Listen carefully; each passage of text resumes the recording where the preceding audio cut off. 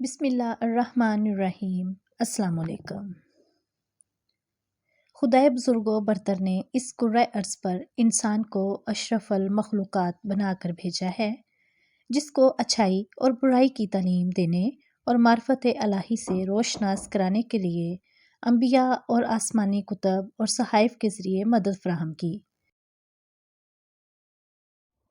تاکہ انسان بطور مخلوق اپنے عاجز و نیاز مند ہونے اور اللہ تعالیٰ کے بطور مالک کائنات اور خالق پروردگار ہونے کا اقرار کر سکے، اور اس کی معرفت حاصل کر کے حق الیقین سے اس کی وحدانیت کی تصدیق کر سکے۔ تمام انبیاء نے آسمانی کتب اور صحائف کی پیروی کو ہی کامیابی کی ضمانت قرار دیا، اور سلسلہ نبوت کے آخری نبی حضرت محمد صلی اللہ علیہ وسلم اور آپ پر نازل ہونے والی آسمانی کتاب یعنی قرآن مجید فرقان حمید پر ایمان ہی ہماری فلاح و کامیابی کی ضمانت ہے۔ تمام انبیاء کرام علیہ السلام اور آسمانی کتب و صحائف پر ایمان لانے کے علاوہ اللہ کے فرشتوں پر ایمان لانا بھی ضروری ہے۔ فرشتے اللہ تعالیٰ کی نوری مخلوق ہیں، جن کی تخلیق میں کسی قسم کی مادیت یا کثافت کا عمل دخل نہیں۔ مخلوقات عالم میں فرشتے وہ مخلوق ہیں جن کا مقصد تخلیق اول و آخر، ظاہر و باطن حق تعالیٰ کا ذکر، تسبیح اور احکامات الہی کی بجا آوری کے بجز کچھ بھی نہیں، اور جو احکام الہی سے رد گردانی کی ذرہ برابر قدرت نہیں رکھتے۔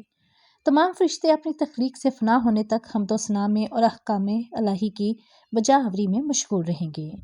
اللہ بزرگ و برتر کے تخلیق کردہ فرشتوں کی حقیقی تعداد کسی کو معلوم نہیں، اور نہ ہی کوئی ان کے فرائض کے متعلق آگاہ ہے۔ وہ تمام کائنات کے ظاہری اور پوشیدہ امور باحکم مالک کائنات سر انجام دینے میں مصروف ہیں۔ اللہ اور انسان کے درمیان رابطے کا ذریعہ انبیاء کرام علیہ السلام تک، لیکن اللہ اور انبیاء علیہ السلام کے درمیان رابطے کا ذریعہ سردار ملائکہ جبرائیل علیہ السلام تھے، جو بذریعہ وحی اللہ تعالیٰ کے احکامات و پیغامات کو انبیاء کرام تک پہنچاتے تھے۔ نبوت کا سلسلہ ختم ہونے کے باعث وحی کا سلسلہ بھی ختم ہو چکا ہے۔ جبرائیل اللہ تعالیٰ کے نہایت بزرگ و برتر فرشتے ہیں، جن کا مقام و مرتبہ دیگر تمام ملائکہ سے افضل ہے۔ امام السیوطی رحمۃ اللہ فرماتے ہیں کہ فرشتے کا وجود عطا کردہ اور مقرر کردہ کام کے مطابق ہوتا ہے۔ جبرائیل علیہ السلام کے ذمہ مقرر احکامات اور اعمال تمام گروہ ملائکہ میں سب سے عظیم ہیں، چنانچہ ان کا وجود بھی تمام گروہ ملائکہ میں سب سے عظیم ہے۔ ان کے علاوہ خدائے بزرگ و برتر کے دیگر مقرب ملائکہ میں عزرائیل، میکائیل اور اسرافیل کے نام شامل ہیں۔ ہر پیدا ہونے والا بچہ، چاہے وہ جس کا بھی مخلوق سے تعلق رکھتا ہو، شور مچاتا اور روتا ہے، لیکن فرشتے تخلیق پاتے ہی خدائے بزرگ و برتر کی حمد و ثنا اور تسبیح کرنا شروع کر دیتے ہیں، اور فرشتوں کی تخلیق کا آغاز تخلیق جبرائیل سے ہوا۔ حضرت سعید ابن مسیب رضی اللہ تعالیٰ عنہ روایت کرتے ہیں کہ جبرائیل کی تخلیق ہوئی تو انہوں نے فرمایا لا حول ولا قوۃ الا باللہ، اور اقرار کیا کہ فرشتوں کے پاس اپنی کوئی طاقت نہیں۔ حضرت ابو ہریرہ رضی اللہ تعالیٰ عنہ سے روایت ہے کہ حضور علیہ السلام نے جبرائیل علیہ السلام سے ان کی عمر کے متعلق سوال فرمایا کہ آپ نے اپنی عمر کے کتنے سال گزار لیے ہیں؟ جبرائیل علیہ السلام نے جواب دیا کہ اللہ کی قسم، اس کے علاوہ میں کچھ نہیں جانتا کہ اللہ تعالیٰ کے نورانی حجابات میں سے چوتھے پردہ میں 70,000 سال کے بعد ایک نوری تارا ظاہر ہوتا ہے، میں نے اس سے بہتر 72,000 مرتبہ دیکھا ہے۔ حضور علیہ السلام نے فرمایا اے جبرائیل علیہ السلام، میرے رب کی عزت کی قسم، وہ تارا میں ہی ہوں۔ حضور سرور کائنات حضرت محمد صلی اللہ علیہ وسلم نے ارشاد فرمایا مجھے ملائکہ میں سے صرف ایک پاک روح جبرائیل کے بارے میں سنانے کی اجازت دی گئی، جو کہ اللہ سبحانہ تعالیٰ کے عرش تلے ہیں اور خدائے بزرگ و برتر کے تاج حق کو اٹھائے ہوئے ہیں۔ ان کے کان کی لو اور کندھے کے درمیان 700 سال کا فاصلہ ہے۔ ابن خزیمہ سے روایت ہے کہ رسول اللہ صلی اللہ علیہ وسلم نے فرمایا پرندے کی 700 سال کی اڑان کا فاصلہ ہے۔ حضور علیہ السلام نے فرمایا جبرائیل عین عرش معلیٰ تلے رہائش پذیر ہیں، میں نے جبرائیل کو دیکھا، اس کے 600 پر تھے اور وہ تمام افق پر محیط تھے، اور اللہ بزرگ و برتر کے عطا کردہ تخت پر بیٹھا تھا، اس کے تمام پر پھیلے ہوئے تھے اور ان پروں میں سے زمرد، موتی اور مردوار تار جھڑ رہے تھے۔ بار روایت احمد حضور علیہ السلام نے فرمایا اس کے پروں کا رنگ سبز ہے اور پاؤں کے تلووں کا رنگ بھی سبز ہے۔ حضرت انس بن مالک روایت کرتے ہیں کہ حضور اکرم صلی اللہ علیہ وسلم نے حضرت جبرائیل کو بچپن میں اس سال دیکھا جس سال آپ کی والدہ ماجدہ کی وفات ہوئی۔ حضور علیہ الصلوۃ والسلام دیگر بچوں کے ساتھ مشغول تھے کہ یکدم ایک شخص آیا اور آپ علیہ الصلوۃ والسلام کو پکڑ کر زمین پر گرا دیا۔ خوف اور ہیبت کی وجہ سے آپ صلی اللہ علیہ وسلم کے قریب موجود دوسرے بچے بھاگ کھڑے ہوئے۔ حضور علیہ الصلوۃ والسلام نے فرمایا، اس شخص نے میرا سینہ چیرا اور میرے دل کو اپنے ہاتھ میں پکڑ لیا۔ اس نے دل میں سے ایک چیز نکالی اور کہا، یہ شر کا ذرہ آپ کے اندر تھا، اور اس کو نکال کر پھینک دیا، اور میرے دل کو سونے کی تشتری میں رکھ کر آب زمزم سے دھویا اور پھر میرا سینہ دوبارہ سی دیا۔ جب دوسرے بچے اپنے والدین کے ساتھ واپس آئے تو میرا سینہ پہلی حالت میں آ چکا تھا۔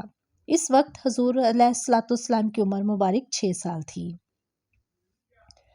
ام المومنین حضرت عائشہ بیان کرتی ہیں کہ حضور صلی اللہ علیہ وسلم کی بعثت سے 6 ماہ پہلے آپ صلی اللہ علیہ وسلم کی روزمرہ زندگی اور طبیعت میں تبدیلیاں آنا شروع ہو گئی۔ حضور کو متواتر سچے خواب آنا شروع ہو گئے اور بحکم خدا بزرگوں برتر آپ خلوت پسندی کے عادی ہو گئے۔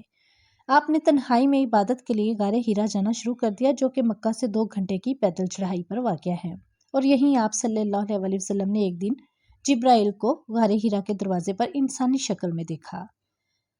آپ صلی اللہ علیہ وسلم اس آمد پر گھبرا گئے۔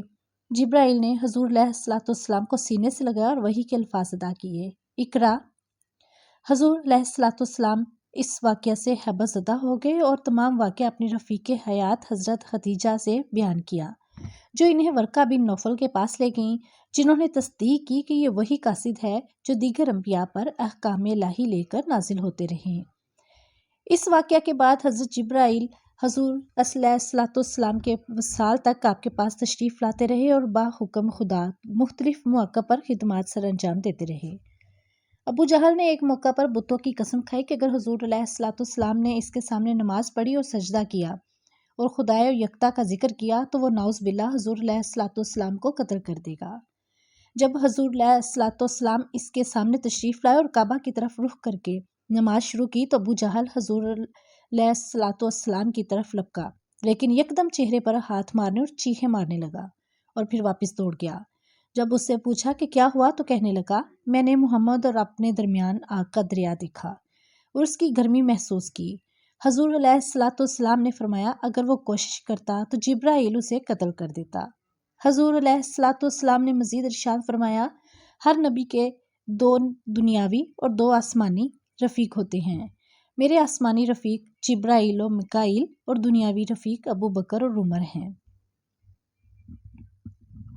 رسالہ الشفاء میں تحریر ہے کہ حضور نبی کریم صلی اللہ علیہ وسلم نے جبرائیل سے پوچھا، ہے جبرائیل، خدائے بزرگ و برتر نے قرآن کریم میں مجھے رحمت للعالمین کہا، کیا میری رحمت کا کوئی وصف اور جزو تجھ تک بھی پہنچا ہے؟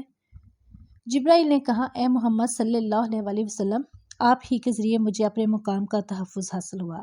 جب اللہ رب العرش نے آپ صلی اللہ علیہ وسلم سے فرمایا وہ اپنے مالک رب العرش کا مقرب ہے، تو مجھے آپ صلی اللہ علیہ وسلم کی رحمت سے اپنے مقام کا پتہ چلا۔